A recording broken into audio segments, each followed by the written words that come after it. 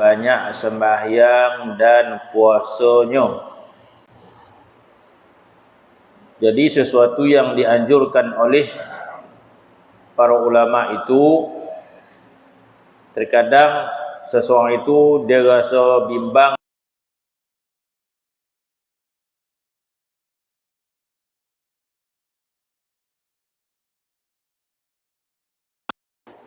jadi dia berkira-kira untuk menambahkan amalan. Tetapi yang terlebih baik dia adalah kita membimbangkan setiap amalan yang kita telah kerjakan. Bermaksud kata-kata di sini, lebih afdal kita membimbangkan amalan yang kita kerjakan itu daripada kita membimbangkan banyak mana dah amalan yang kita kerjakan. Jadi di situ ada sedikit kebijaksanaan. Bijaksana nama dia. Kebijaksanaan kita dalam amal. Di sinilah pentingnya ilmu. Kebijaksanaan kita dalam beramal. Bagaimana dikatakan kebijaksanaan dalam amalan? Bermaksud yang kita bimbangkan, yang kita fikirkan adalah nilai yang amal. Bukan kita fikir dan bimbangkan bilangan amal. Itu maksudnya. Dan diberi perumpamaan sebelum ini. Kita membimbangkan banyak mana hadiah yang kita bagi pada orang. Contoh dia kan. Banyak mana dah kita bagi. Kita nak tambah lagi kita punya hadiah pada orang. Tapi hadiah kita tak adalah macam-mana. Hadiah pen, hadiah pensel, hadiah gula-gula. Dan mungkin seseorang tu dia rasa puas hati dah. Sebab apa? Oi, dan banyak bagi hadiah. Setiap minggu dia bagi hadiah. Rasa-rasa dah banyak dah tu. Apa hadiah yang kau bagi? Pen, bolpen, pensel, gula-gula. Dia rasa dia dah selesai sebab dia banyak bagi hadiah. Daripada seseorang yang memikirkan bukan banyak-banyak hadiah, apakah nilai hadiah dia nak bagi. Maka mungkin dalam setahun sekali dia bagi. Tapi sekali dia bagi, dia belikan cincin nomeh. Ada batu permata dalam tu. Harga dia mungkin 3,000, 4,000, 5,000. 6,000 mungkin. Sekali setahun dia bagi. Sedangkan yang orang tadi, kalau dikumpul kena setahun tu, barulah dalam RM100 dah. Dah. Tapi yang seorang tadi dia rasa, dia banyak bagi hadiah. Bermaksud di sini salah pandangan dia. Sebab orang tidak menilai banyak mana hadiah yang diberi. Tetapi orang menilai apakah nilai hadiah yang dibagi. Begitulah tentang amalan kita kepada Allah Subhanahu wa taala. Maka tadi ini orang yang tidak bagaimana itu barang siapa yang menimbangkan dengan Allah Subhanahu wa taala. Bermaksud yang menimbangkan bagaimanakah hubungan hatinya dengan Allah Subhanahu wa taala. Betapa rasa cinta. Jadi persoalannya bukan bilangan banyak mana kita bertemu dengan Allah Subhanahu wa taala. Jadi persoalannya bukan sebanyak manakah kita bertemu dengan Allah Subhanahu wa taala. Persoalan dia macam manakah nilai pertemuan kita dengan Allah Subhanahu wa taala. Ada pun dari bezo. Ada orang tu dia membimbangkan banyak mana kali dia jumpa orang tu kan. Dan banyak kali jumpa orang tu. Jadi jumpa sekadar jumpa saja. Tapi tak ada nilai, tidak ada nilai pertemuan. Berbanding dengan orang mungkin dia jumpa seminggu sekali saja. Yang seorang tadi jumpa tiap-tiap hari jumpa. Berbanding seorang tu mungkin sebulan sekali jumpa. Tapi sekali perjumpaan itu penuh dengan makna. Perjumpaan yang penuh dengan kecintaan, perjumpaan penuh dengan kemesraan, perjumpaan itu penuh dengan saling hormat menghormati. Berbanding daripada orang yang kerap jumpa tapi main WhatsApp jumpa duduk berak pun tak apa pun tak jumpa dah. Tak ada apa-apa penambah baikkan hubungan tu. Kalau orang belajar belajar kaunseling rumah tangga, ada bab tu kan. Bukan penting berapa banyak, bukan penting berapa korapnya berjumpa, tapi yang penting nilai pertemuan tu. Ada orang berpersapah dia kan. Kalau jumpa setiap hari orang rumah pun tak ada apa-apa, tak ada lah makna kan. Daripada orang jumpa mungkin bukan berjumpa pun sekali berjumpa dengan penuh makna kan. Begitulah disebut dalam kitab ini. Yang dibimbangkan berapa banyak ibadat yang kita telah kerjakan, tetapi yang dibimbangkan bagaimana hubungan hati kita dengan Allah Subhanahu Wa Taala itu, macam mana keadaan dia, kata pengarang ini. Maka barang siapa membimbangkan hatinya dengan Allah, mana sentiasa muhasabah, bagaimanakah hubungan kita dengan Allah Subhanahu Wa Taala. Barang siapa membimbangkan hatinya dengan Allah Subhanahu Wa Taala dan melawankan sesuatu yang mendatang, melawan sesuatu yang menghalang, maka dia mengenal pasti ada sesuatu yang terhalang di antara dia dengan Allah Subhanahu Wa Taala. Maka apabila dia melihat hatinya dengan Allah Subhanahu Wa Taala, jadi dia dapati ada benda yang menghalang di antara dia dengan Allah Subhanahu Wa Taala. Mesti ada sesuatu. Hubungan hati kita yang tidak baik dengan Allah Subhanahu Wa Taala, bukti dia apa? Bukti dia solat kita tidak khusyuk, solat kita lalai, solat kita tidak ada nilai dia. Jadi bagi orang yang menilai banyaknya solat, maka dia memandang zahir sembahyang sahaja. Tetapi kalau orang menilai pada batin solat, maka dia akan menilai bagaimanakah nilai hubungannya dengan Allah Subhanahu Wa Taala dalam solat. Maka bagi barang siapa membimbangkan hatinya dengan Allah, kemudian melawan sesuatu yang mendatangkan jadi binasa hati, yang dimasukkan hati binasa ni apa? Yang dimasukkan hati binasa, bila binasa hubungan kita dengan Allah, maka disebut hati itu binasa.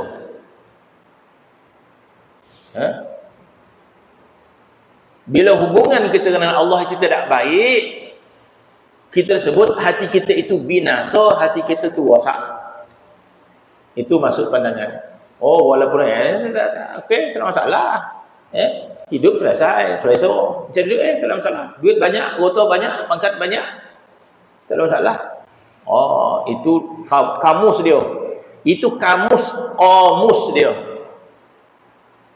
Tapi kamus neraca syarak lain. Neraca syarak, hati yang rosak, hati yang binasa itu, binasa hubungan kita dengan Allah, masa binasa. Itu maksud dia.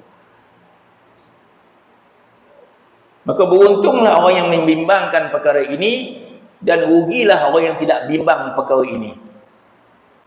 Tak ada bimbang, betul lah. Makan pakai cukup, tak ada masalah. Rumah okey, kenderaan okey. Tapi hubungan dengan Allah Subhanahu Wa Taala tak tahu ke mana pergi dia. Maka ini rugi kehidupan kita di dunia. Rugi Allah Subhanahu Wa Taala bagi kita satu kehidupan di dunia ini, rugi. Maka kita kembalilah kepada Allah. Semua orang kembali kepada Allah. Inna lillahi wa inna ilaihi raji'un. Semua orang kembali kepada Allah Subhanahu Wa Taala. Tetapi kembalinya kita kepada Allah dalam keadaan macam mana yang kita hendak. Apakah kembalinya kita kepada Allah kerana kita tidak faham makna rasa cinta kepada Tuhan kita? Apakah kita nak kembali kepada Allah Subhanahu wa taala ketika hati kita nak tamak kepada dunia dan sebagainya? Apakah itu yang kita kehendaki? Antah amalih fikir pokok di situ. Masya-Allah. Dia kata. Jadi bagi orang barang siapa membimbangkan hatinya dengan Allah macam kita lah. Masya-Allah. Hubungan suami isteri bila tak mesra rasa bimbang bagi orang penting lah kan. Hubungan dengan jiran bila tak baik rasa bimbang kita. Hubungan dengan adik-beradik bila tak baik rasa bimbang kita. Takkan macam ni orang yang berakal. Tapi kalau dia tak ada hati paut, ada itulah lantaklah kata tu. Senang ni tak elok corai ni. Fikir singkat. Apa lagi kata tu? Membimbang, memperbetulkan keadaan balik. Bimbang kita, tak boleh jadi. Tak bahagia hidup macam ni. Bermaksud kalau begitulah keadaan kita dengan manusia, apatah lagi dengan Allah Subhanahu wa taala. Apatah lagi dengan Allah Subhanahu wa taala. Kalau suami isteri perlukan hubungan yang baik itu sebab banyak sebab. Kalau tak baik kan, tak ngasuh minum teh petang kan. Tak dapat makan, banyak benda. Kalau isteri tak baik pula, suami kan tak dibawa dia macam-macam. Kena baik. Begitu juga adik-beradik dan sebagainya. Ada. Jadi menguntungkan. Kalau itu dah tutup. Baikkan keadaan semua ni. Menguntungkan. Bagi kita menguntungkan dua-dua belah pihak lah.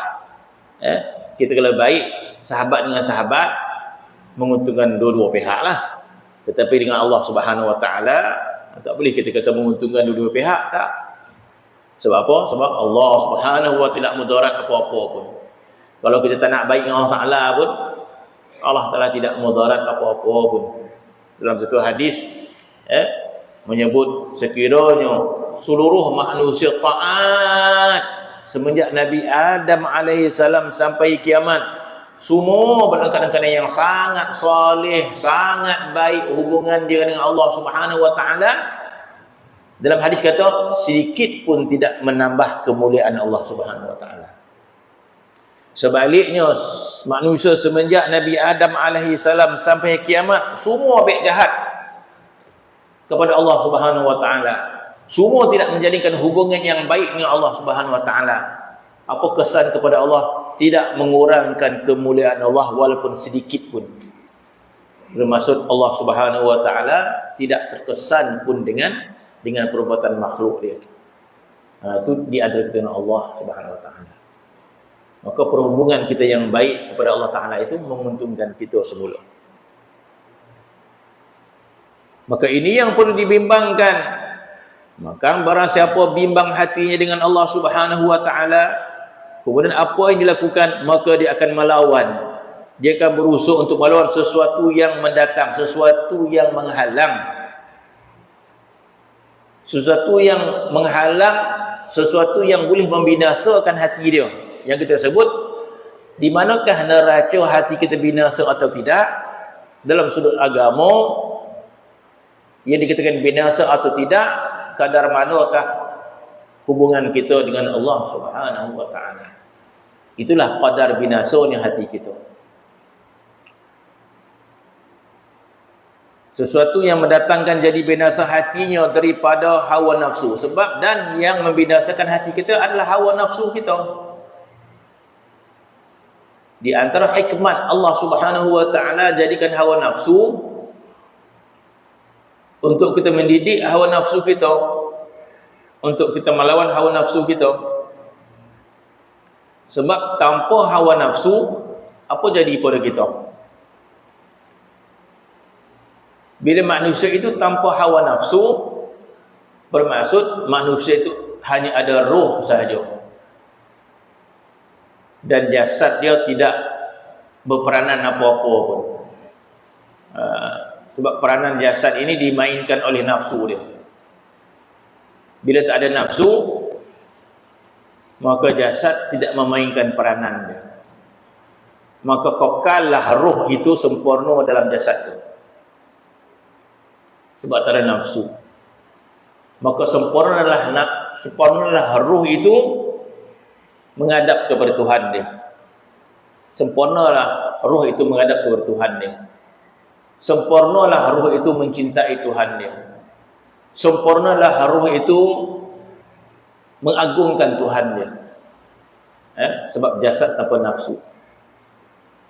Maka apabila Allah Subhanahu wa taala jadikan jasad kita, bukan sekadar diberikan jasad, tetapi dihiasi jasad itu dengan hawa nafsu. Jasad yang dihiasi oleh hawa nafsu itu, maka disitulah dimasukkan ruh yang suci itu. Ruh kita ni suci. Ruh ini suci sifat dia. Apa maksud suci? Bermaksud ruh ini keadaannya bersangatan cinta dia kepada Allah Subhanahu wa taala. Ruh ini keadaannya bersangat mengagungkan Allah Subhanahu wa taala. Ruh ini sifat dia tersangat mencintai Allah Subhanahu wa taala. Itu sifat ruh. Tetapi apabila ruh itu dimasuk dalam jasad, dia bukan sekadar masuk dalam jasad, tapi dimasukkan dalam jasad yang mana jasad itu dihiasi dengan nafsu. Jadi berlawanlah kita di antara keinginan ruh dan keinginan jasad. Kita berlawan dalam ni. Walaupun tak nampak, tapi berlawan. Dan perlawanan dalam ini diiktiraf oleh Nabi kita sallallahu alaihi wasallam. Bukan sekadar luar kita berlawan dengan pedang saja, tapi perlawanan dalam ini dipandang oleh Allah Subhanahu wa taala. Sebagaimana Allah taala nampak mujahidin berperang dengan musuh dengan senjata, Allah taala juga nampak dalam kita sedang berperang. Perang di antara ruh dan nafsu dalam ni. Walaupun tak nampak, walaupun pada mata je, tapi tengah perang tu. Sehingga Nabi sallallahu alaihi wasallam mengiktiraf peperangan ini peperangan yang mulia dan terlebih mulia daripada orang yang perang lawan musuh. Dibunuh, membunuh, dibunuh, membinasa, dibinasa, membinasakan. Kan dahsyat perang yang di luar medan perang dan senjata ni dahsyat. Perang di luar ni dahsyat. Perang di luar ni begitu hebat, ada yang luka, ada yang cedera, ada yang mati, kan dahsyat perang luar ni. Tetapi apabila Nabi balik daripada beberapa peperangan, maka Nabi mengatakan nahnu narji'u min jihadil asghar ila jihadil akbar. Nabi kita sekarang ni kita balik daripada perang kecil kepada perang yang lebih besar lagi. Maka sahabat tanya, perang apa ya Rasulullah? Nabi kata jihadun nafs. Jihad melawan hawa nafsu. Jadi bermaksud jihad melawan hawa nafsu itu juga jihad yang dipandang oleh Allah dan tidak kalah juga kemuliaan dia. Bahkan Nabi menyebut bahawa jihad itu jihad akbar. Jadi walaupun kita tak pergi ke medan perang, mana-mana medan perang, kita juga sedang berperang. Jiwa kita sedang berperang. Jiwa kita sedang berperang sama ada nak taat atau tidak kepada Allah Subhanahu wa taala. Berperang gitu. Kemudian bila nak taat kepada Allah, nak buat sedih-sedih ke ataupun buat sungguh-sungguh. Ada orang cukup dah sedih dah cukup dah tu. Biar benar pula. Dia tak berperang sungguh-sungguh. Ada orang sungguh-sungguh perang. Bagi orang dia anggap sedih-sedih, dia tak tahu, dia tak faham nilai peperangan itu dan tak tahu betapa kemuliaannya. Bagi orang yang diberikan ilmu pengetahuan, maka dia berperang sungguh-sungguh dengan hawa nafsu dia sehingga mendapat darajat yang tinggi di sisi Allah Subhanahu wa taala. Apakah sama nilai orang yang solat yang khusyuk dengan orang solat yang tidak khusyuk? Apakah sama nilainya? Tak sama nilai dia.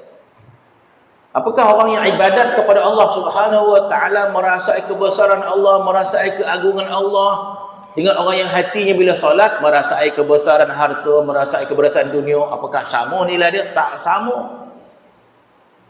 Perbezaan di antara langit dan juga dunia. Maka ini satu peperangan yang besar seseorang dengan nafsu. Allah Subhanahu wa taala jadikan jasad kita, maka dihiaskan jasad kita dengan satu kejahatan nafsu. Zuyyina lin-nasi hubbus syahawat minan nisa' wal banin wal qanatiril muqantarati minadh dhahabi wal fiddati wal khayl musawwamati wal an'ami wal harth. Banyak Allah Taala sebut, bukan itu saja, menggambarkan banyaknya kesukaan nafsu ni. Banyaknya benda yang disukai, bermaksud banyaknya perkara yang disukai nafsu, bermaksud banyak lagi, bukan itu saja. Banyak lagi. Menggambarkan nafsu ini suka perkara itu, kecuali Allah nafsu tak suka. Kecuali Allah nafsu tak suka.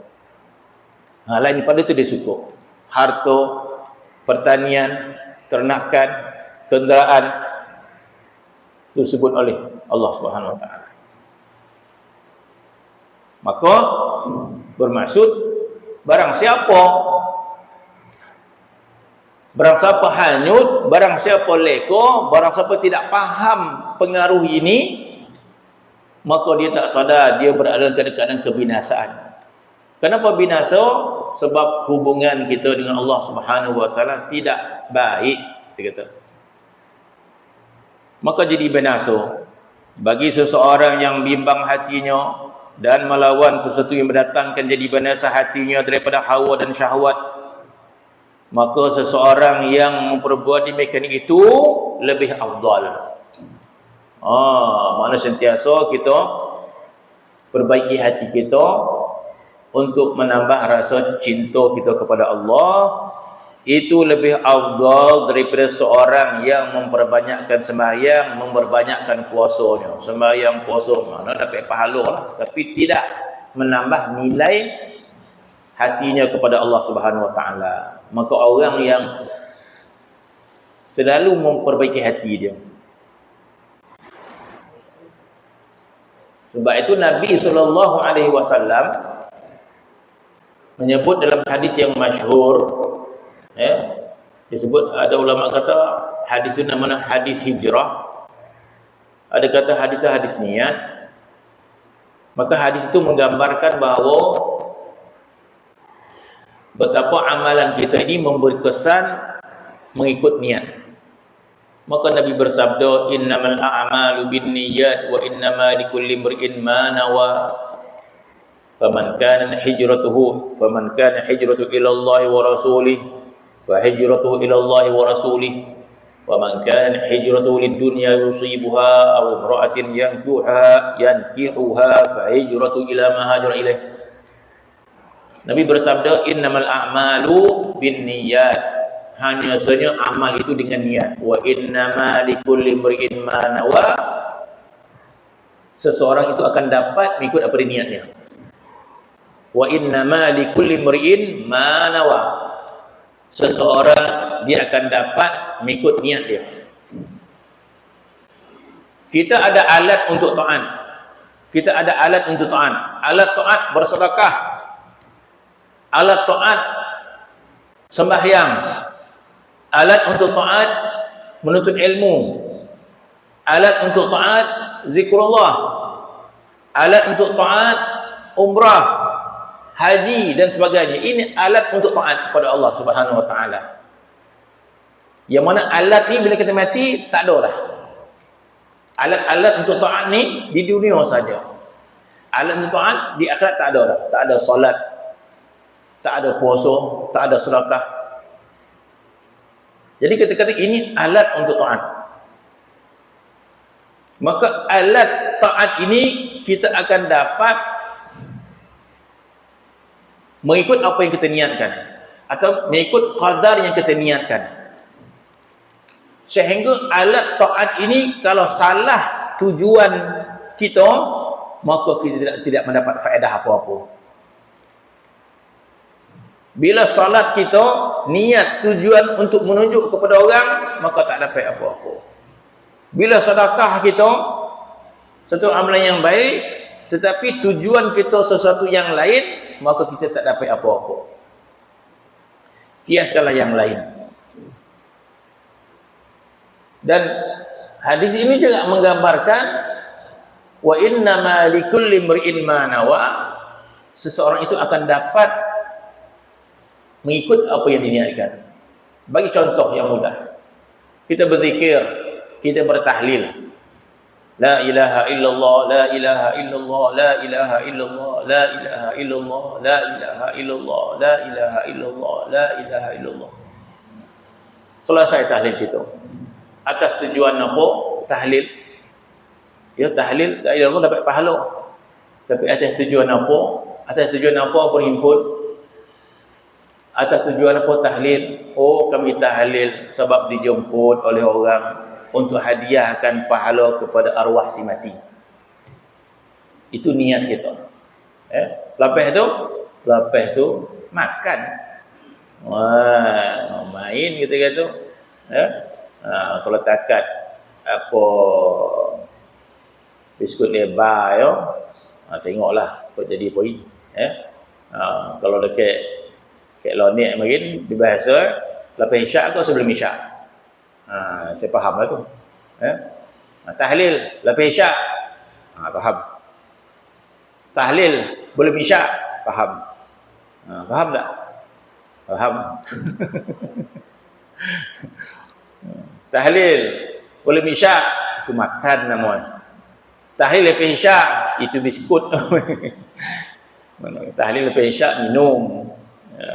Kalau tahlil sebelum isyak, itu bosan rumah tu kan. Makan. Kalau tahlil lepas isyak, itu maksudnya mi goreng ya kan. Borek, tak borek. Jadi pergi kita. Tahlil tujuan untuk hadiah pada arwah ya.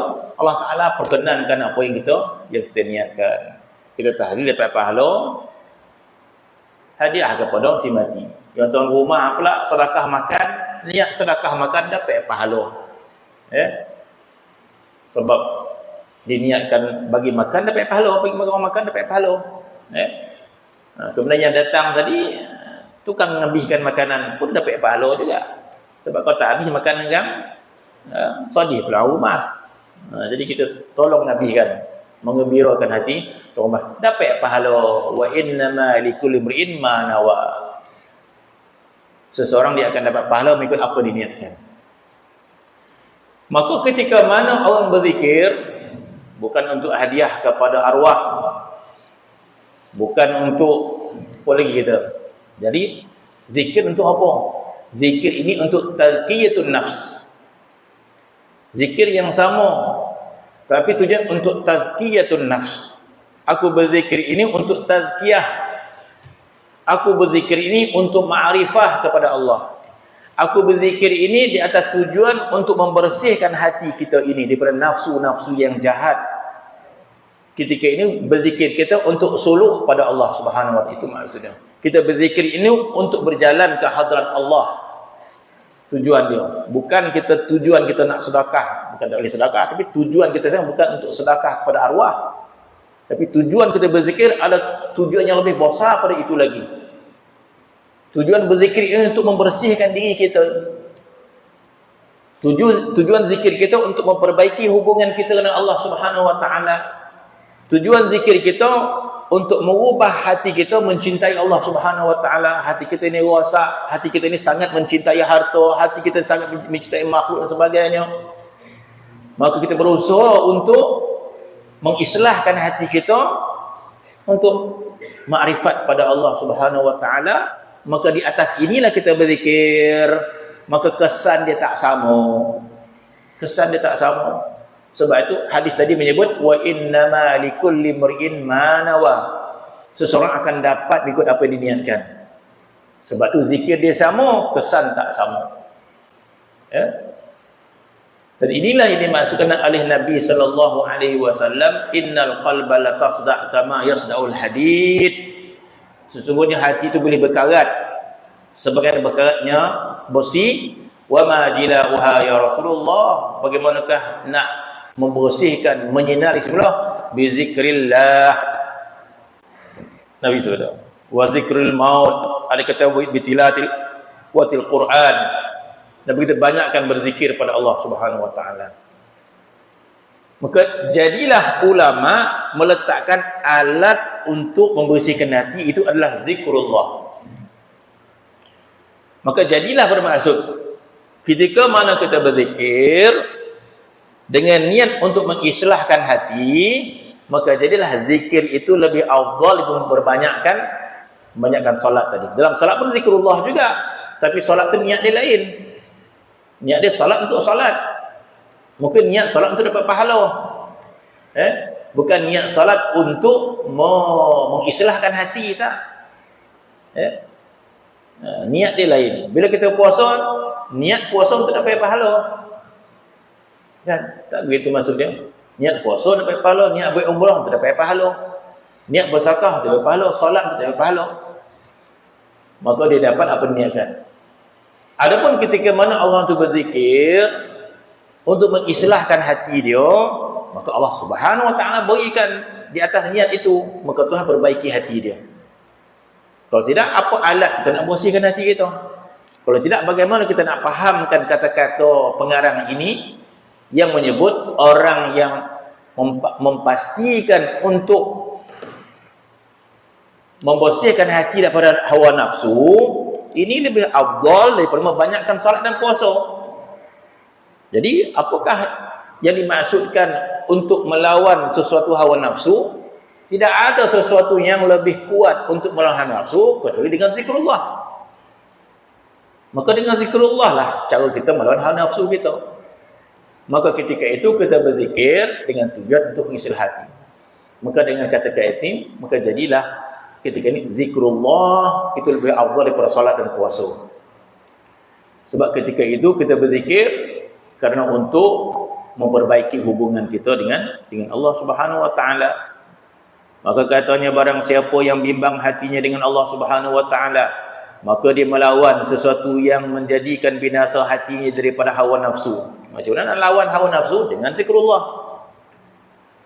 Maka seorang yang memperbuat demikian itu, dia didik hawa nafsu dia dengan cara macam mana? Dengan cara zikrullah. Didik hawa nafsu dengan cara zikrullah. Maka itu demikian itu terlebih afdal daripada seorang yang banyak sembahyang dan puasanya. Kerana sembahyang dan puasa tiada memelihara keduanya akan hatinya. Mana sembahyang itu tidak boleh memelihara hatinya. Sebab apa? Sebab tujuan kita solat untuk apa? Kan? Bermaksud orang yang mengislahkan hatinya dengan zikrullah, maka apabila hati ini bertambah baik, maka ketika mana dia solat dia bertambah nilai dia, bertambah baik nilai dia, dan dia memperbaiki hatinya dengan Allah Subhanahu Wa Taala, maka dia lakukan ibadat seterusnya, bertambah baik ibadatnya dengan Allah Subhanahu Wa Taala.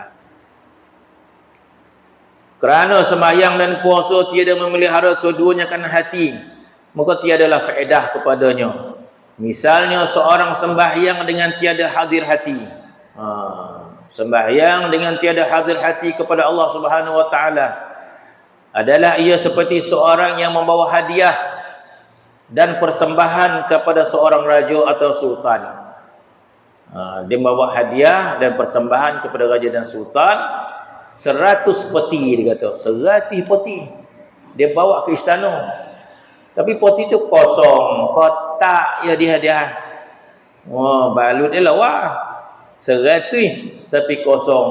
Tiada ada sesuatu di dalamnya, maka seorang yang makan itu dapat azab dan seksa daripada sultan tu. Macam memperolok-olokkan sultan lah pula. Kata sini. Dan disebut-sebut akan dia atasnya selama-lamanya. Disabut ada istana. Apalah puan cik tu, kotak kosong ni beri tu lama dia nyambut tu. Kan disabut dah lama disebut dah.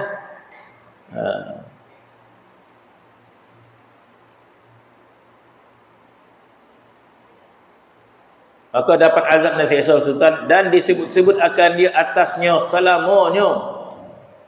Dan barang siapa sembahyang dengan hadir hatinya kepada Allah Subhanahu Wa Taala adalah ia seperti seorang yang membawa hadiah dan persembahan kepada sultan yang dibawa itu adalah yakut. Yakut permata yang merah. Permata merah yakut.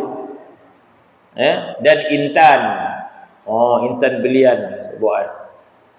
Kotak kecil ya. Satu ya. Tapi dalamnya batu permata yakut.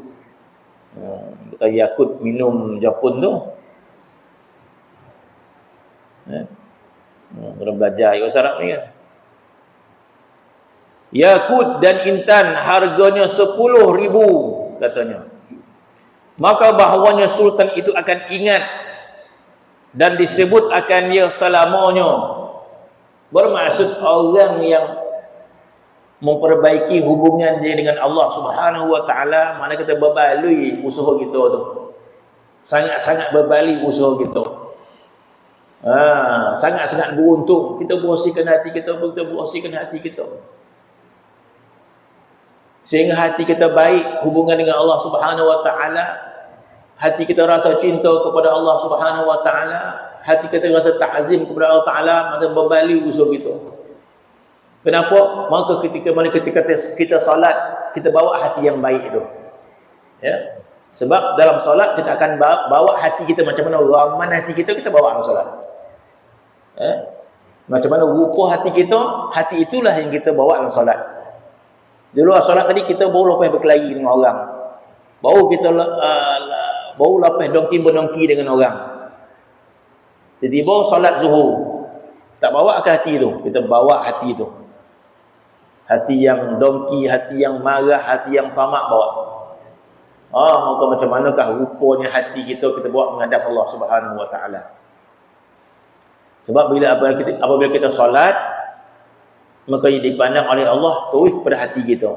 Allah Ta'ala tak pandang wajah kita, tak pandang kaki kita, tak pandang badan kita. Bila kita solat, terus Tuhan pandang. Sebab solat adalah penghadapan hati kita kepada Allah, maka Allah Ta'ala akan memandang kepada hati kita. Macam mana rupanya bila kita menghadap kepada Allah, membawa hati yang tamak, membawa hati yang hasad, membawa hati yang berbagai, maka hati itulah yang dipandang oleh Allah SWT. Maka apakah kita ini akan dipandang oleh Allah Ta'ala? Apakah kita akan dipandang oleh Allah Subhanahu wa taala dengan hati yang sebegitu, hati yang tamak dan sebagainya? Kita kiaskanlah. Begitulah sebaliknya, apabila kita mujahadah dengan amalan sehingga kita dapatkan hati yang mahabbah kepada Allah Subhanahu wa taala, hati yang ikhlas dan sebagainya, maka kita menghadap kepada Allah. Allah Ta'ala menghadap kepada kita, terus dipandang hati kita yang sebegitu. Apakah Allah Subhanahu wa taala melupakannya? Tidak melupakan. Selama-lamanya akan diingat sampai ke akhirat di padang mahsyar nanti. Bila kita berhadap kepada Allah Subhanahu wa taala, Allah Ta'ala masih mengingati orang ini adalah orang yang pernah menghadap kepada aku di dunia ini dengan penuh makrifah. Orang ini adalah orang yang pernah menghadap kepada aku di dunia dengan penuh mahabbah. Orang ini adalah orang yang pernah menghadap kepada di dunia ini dengan penuh ta'zim kepada aku, kata Allah Subhanahu wa taala. Takkah beruntung sebegitu? Begitulah yang akan dipahami oleh manusia di padang mahsyar. Maka ketika manusia faham di padang mahsyar, maka dia menyesal. Ya Allah, menyesal rasanya Allah. Rabbana absarna wa sami'na. Ya Allah, kami dah nampak, kami dah dengar. Ya Allah, kami dah faham. Rabbana absarna wa sami'na farji'na. Ya Allah, kami dah nampak, kami dah dengar, kami dah faham. Ketika di padang mahsyar itu, farji'na na'mal salihan inna muqinun. Ya Allah, kami dah nampak, kami dah dengar, kembalikanlah kami semula ke dunia. Kami nak beramal dengan amal yang soleh. Kami dah yakin kepada Allah. Kami dah yakin, ya Allah. Maka kita tidak ada guna dia. Nak faham makna ibadat di dunia. Nak faham sekarang. Tak nak faham, pokok ke situ lah. Maka di sinilah termasuknya Daripada kita sedar, daripada kita faham, sedar dan bangun bertindak, berusaha untuk mendapatkannya.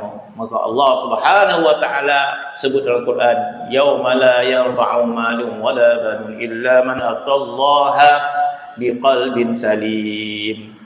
Hari akhirat itu hari yang tidak manfaat malun wala banun. Tidak manfaat harta dan anak pinak, la yanfa'. La yanfa'u malun wala banun illa, kecuali man atallaha biqalbin salim. Orang yang bertemu dengan Allah membawa hati yang sejahtera, qalbin salim. Apa maksud hati yang sejahtera? Sudah pastilah maksud kita faham. Maksud hati yang sejahtera, sejahtera daripada sifat-sifat mazmumah, sejahtera daripada sifat-sifat kekurangan, sejahtera hatinya daripada mencintai yang lain daripada Allah Subhanahu wa taala. Sejahtera hatinya kerana dia mencintai Allah melebihi segala-gala dia. Maka qalbin salim nama dia. Maka beruntung berjayalah orang yang sebegini. Maka orang yang sebegini diumpamakan seperti menghadiahkan kepada raja batu permata yang mahal. Umpama yang menghadiahkan kepada raja itu batu yakut, intan permata, harga yang mahal, maka akan diingat oleh raja itu. Katanya. Disebutnya. Ingat disebutkan dia selamanya. Maka seorang yang sembahyang dan munajat kepada Allah, maka disebut oleh Ta'ala. Kemudian maka seorang yang sembahyang itu munajat ia kepada Allah Subhanahu wa taala dan juga berkata-kata ia dengan Rasulullah. Masya-Allah. Ini satu lagi kepahaman. Jadi solat itu kita yunaji yunaji Rabb. Kita munajat. Kita berdialog dengan Allah Subhanahu wa taala. Kita munajat dengan Allah. Salat maksud dia kita berdialog dengan Allah. Salat bermaksud kita menjalinkan hubungan dengan Allah. Banyak mana salat? Terlampau banyak mana salat? Dan terpulang kepada kita. Salat bermaksud kita bermesra-mesra dengan Allah. Salat bermaksud kita mengadu kepada Allah. Salat bermaksud kita merintih kepada Allah. Salat bermaksud kita bermesra-mesra kepada Allah. Atau salat ini merupakan satu masa yang menyeksakan kita. Masya Allah, kita pilihlah. Allah terseksa rasa. Apakah itu makna salat kita dengan Allah Subhanahu wa taala? Salat adalah waktu yang menyeksakan kita. Salat adalah sesuatu yang mengganggu kita. Tapi disebabkan wajib buatlah. Kalau takkan berdosa kena sabat, berdosa kena sosah. Itu yang kita faham. Jadi salat. Tapi nanti kata mengganggu kita juga. Terseksa dan sebagainya. Masya Allah. Maka kita tukar. Salat itu adalah suatu yang kita nanti-nanti. Masya Allah. Macam orang telefon kekasih lah. 5 kali dia telefon kekasihan. 5 kali. Kalau orang betul-betul saling mencintai, kalau orang betul saling mencintai, maksud telefon 5 kali tu benda yang ditunggu-tunggulah, kan? Benda yang sangat ditunggu-tunggu. 5 kali telefon sehari semalam, tapi saat-saat nak telefon tu itu satu benda yang dinanti-nanti. Ataupun 5 kali jumpa pejabat dah sebelah-sebelah, kan? Tengah bercinta 5 kali sehari. Tak sabar-sabar nak nyiap kau jom. Berapa minit? Dah. Sebab apa? Dah janji kita sehari 5 kali jumpa ya. Kata dia. Pejabat sebelah. Agak tak nampu kau jom lah. Lagi 10 minit lagi. Kita nanti pertemuan tu. Itu mana kata orang yang menjalinkan hubungan dengan Allah dengan hubungan cinta. Sebab itu Imam Ghazali rahimahullah disebut dalam kitab Ihya macam mana martabat orang, martabat solat ni. Dia sebut, tapi itu pulang kepada kita. Imam Ghazali sebut bab keadaan orang solat. Mana keadaan orang bertemu dengan Allah Subhanahu macam mana? Dia sebut, tapi kita meloponglah macam sebab disebut di situ solat dalam keadaan kerinduan. Macam mana? Maksud dah solat zuhur, rindu kita nak menunggu asar. Solat asar, rindu kita nak tunggu maghrib. Jadi buku tu dibaca sekadar baca. Perasaan kita tak pernah sampai ke situ. Tapi itulah keadaan. Paling tidak tak sampai rindu, ada rasa kasih. Paling tidak tak ada rasa selesa. Rasa selesa. Oh, waktu solat selesa rasanya. Macam kita, bukanlah kita sayang mana dengan kawan tu. Tapi bila jumpa selesa rasa. Minum teh jom. Jumpa dengan kawan. Taklah kita sayang mana gitu, meluat kita dengan muka kan. Tapi rasa selesa juga ketika itu. Ajak kan. Paling tidak ada rasa selesa dan sebagainya. Daripada kita rasa tertokan, itu Masya Allah. Dahsyat sangat keadaan kita ni. Bila salat, Allah. Tapi kita sembahyang juga. Sebab kita ni wajib. Tak sembahyang penuh sosah. Takut gitu. Tapi kita salat kerana perasaan kita tidak sempurna. Jadi keadaan sebegitu. Kenapa?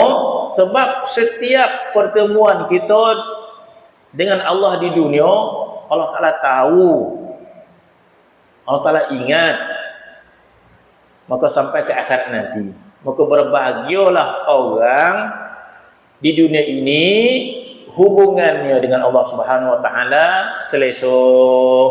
Paling tidak apa kita kata? Itmi'nan. Paling tidak pun tamakninah. Paling tidak pun mutmainnah. Silap, bukan tamakninah. Tamakninah sembahyang. Mutmainnah. Paling tidak pun mutmainnah. Itu paling kurang. Mutmainnah. Datang masjid. Mutmainnah. Zikrullah. Mutmainnah. Baca Quran. Mutmainnah. Salat. Mutmainnah. Ini sekurang-kurang kejayaan kita. Bawah pada tu kita anggap tidak berjaya. Bawah pada tu kita ni orang yang maleh. Bawah pada tu kita ni orang yang degil. Bawah pada tu kita ni orang apa? Sebutlah. Sekurang-kurang dapatan kita dengan Allah adalah mutmainnah. Merasai mutmainnah dengan zikir. Ala bi dzikrillahi tatmainnul qulub. Ketahuilah dengan zikrullah itu mendatang ketenangan jiwa. Bermaksud bila ada majlis zikir, disitulah tempat kita, kata-kata. Macam kita suka mengetih. Di mana tempat minum teh, situlah ada kita. Oh, kata tu. Mana tempat minum teh yang paling sedap kat Jempol ni? Semua kita tahu tempat situlah tempat kita. Masya Allah, kata-kata. Sebab sedaplah makan situ kan, tak ada masalah. Tapi jangan kita ketinggalan dalam bab ibadat. Termasuk masjid mutmainnah. Masjid tempat ketenangan kita. Baca Quran tempat ketenangan kita. Zikrullah tempat ketenangan kita, kata-kata. Itu pencapaian yang paling kurang ke dunia ni kalau kita nak capai. Paling kurang itu pencapaian kita. Jangan kita bawah pada tu, jangan. Macam PSO juga ni mesti ada target ni dah. Target dah bawah pada tu, tak nak gitu. Begitulah hubungan kita dengan Allah, paling kurang mutmainnah, rasa tenang dengan Allah, bahkan melebihi segala ketenangan yang lain. Ada orang rasa kata tenang dengan rumah, ada orang rasa tenang dengan anak. Tenang rasa dapat balik, duduk pondok ni somak rasa, sekali dapat jumpa anak, tenang rasa. Contohlah kan. Mana dia rasa tenang dengan anak dan sebagainya. Maka kita pastikan dapat ketenangan dengan Allah Subhanahu wa taala. Melebihi segala-gala dia. Jangan sama tu masih lagi lekeh bona lah kita ni. Sama pula rasa tenang berzikir lah. Sama macam dengan lagu Hindustan tu ya, tenang ya, sama rasa. Tu tak sepatutnya lah kita kata. Kita dapatkan rasa ketenangan ibadat itu lebih segala-galanya. Barulah kita dapat kejayaan yang paling rendah lah kita kata. Sebab bawah pada itu gagal gitu. Bawah pada itu jahil gitu tentang hakikat kat dunia ini. Maka itulah kejayaan yang paling rendah. Maka Allah Subhanahu wa taala, bila kita kembali kepada Allah Subhanahu wa taala dengan jiwa yang tenang, kita telah memahami makna ketenangan zikrullah, kita telah pahami makna ketenangan ibadat, kita telah mengetahui makna ketenangan salat, kita mengetahui makna ketenangan Quran dan sebagainya. Maka bila kita memahami makna ketenangan dengan Allah, maka bermaksud jiwa kita jiwa yang mutmainnah dengan Allah Subhanahu wa taala. Maka ketika kita meninggal dunia, layaklah kita diseru daripada hadrat Allah dengan seruan yang sangat mulia. Maka Allah Ta'ala menyeru, ya ayyatuhan nafsul mutmainnah irji'i ila rabbiki radiyatan mardiyah fadkhuli fi ibadi wadkhuli jannati. Mana ada bawah pada tu Allah Ta'ala sebut dalam Quran? Tak ada. Allah Ta'ala menyeru kemuliaan itu kepada jiwa yang mutmainnah saja. Mutmainnah dengan Allah, bukan mutmainnah yang lain daripada Allah. Hati dan tenang ini tenang rasa. Sebab apa tenang? Masya-Allah, banyak-banyak dalam rumah tu banyak ada lagu Hindustan, ada lagu apa? Tenang jiwa seorang. Itu tenang yang tidak iktiraf. Rasa hati tenang juga ni. Sebab apa? Duit banyak. Tenang, mari kita tenang, duit tak ada. Sekarang tenang dengan duit dia banyak. Itu tenang yang tidak iktiraf. Lebih pada itu lagi, tenang dengan saudara. Luar dapat rokok sebatang, tenang dengan saudara. Ini bukan nak hukum rokok. Maksud, rasa tenang selain daripada Allah, itu tenang yang tidak iktiraf. Tenang rasa lapang rasa. Sebab apa? Dapat balik. Yang membuat anak duduk pondok, selamat rasa. Sekali dapat balik, nampak apa, rumah, nampak ayam itik, tenang dengan saudara. Itu tenang tidak iktiraf. Tenang salih pada Allah Subhanahu wa taala. Jadi tenang iktiraf, tenang dengan ibadat, tenang dengan salat, tenang dengan zikrullah. Maka ini tenang yang diiktiraf oleh Allah Subhanahu wa taala. Maka layaklah kita dimuliakan oleh Allah Subhanahu wa taala. Ya ayyatuhan nafsul mutmainnah irji'i ila rabbiki radiyatan mardiyah. Kembalilah wahai jenazah, kembalilah wahai ruh kepada Tuhanmu, radiyatan mardiyah, kamu redha dan diredai. Redha, maka berjaya hidup kita tuan-tuan. Semenjak kecil sampai umur kita 80, semenjak kecil sampai umur kita 90, maka kita berjaya kembali kepada Allah dengan jiwa yang tenang, berbaloi umur kita 80 tahun. Kalau tak berbaloi hidup kita 70 tahun, 80 tahun, 90 tahun tidak memahami makna ketenangan ibadat. Kan sesio namun. Umur 70 tahun, 80 tahun, 90 tidak tahu memaknai makna ketenangan zikrullah. Tidak memahami makna jiwa yang tenang, tak ke rugi hidup kita? Rugi. Paling tidak kita mencapai jiwa yang mutmainnah. Lebih daripada itu lagi, ada pencapaian yang lebih lagi. Kalau kita hendak, bukan sekadar mutmainnah, mutmainnah sekadar tenang sahaja. Kita jumpa kawan kita tenang rasa dia. Ini jumpa kawan kita dengan penuh mahabbah, dengan penuh kerinduan, dengan penuh kenikmatan, sampai menitik air mata kita jumpa dengan kawan kita. Tak ada jenis macam tu. Saya ada jenis dengan kawan kalau jumpa menitik air mata rasa. Sebab ada rasa kasih kat dia. Tak semua kawan macam tu. Dalam ramai-ramai tu ada seorang dua kawan bila jumpa nitik air mata. Punya ada rasa kasih lebih kat dia. Rasa kasih kat dia. Itu juga Allah Subhanahu wa taala bukan sekadar tenang, nak lebih pada itu lagi. Rasa cinta, rasa nikmat, rasa rindu. Maka begitulah orang yang menginginkan sesuatu yang baik dekat dunia ini, nak lebih lagi, nak lebih lagi, nak lebih lagi. Bermaksud kita berkeinginan, ya Allah, aku ingin menambahkan baik hubunganmu denganmu ya Allah. Tambahkan kebaikanlah, minta pada Allah Subhanahu wa taala. Ya Allah, aku nak lebih baik lagi ya Allah. Aku nak lebih mesra lagi ya Allah. Aku nak lebih hampir lagi ya Allah. Minta dan berkeinginan. Masalahnya keinginan kita ni lain dekat dunia ni. Kita nak lain.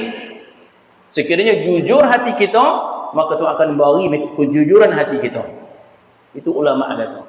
Sekiranya jujur kita ingin mencintai Allah Subhanahu wa taala, maka akan tunjukkan jalan untuk mencapai rasa cinta kepada Allah Subhanahu. Itu janji Allah Subhanahu wa taala, walladzina jahadu fina lanahdiyannahum subulana.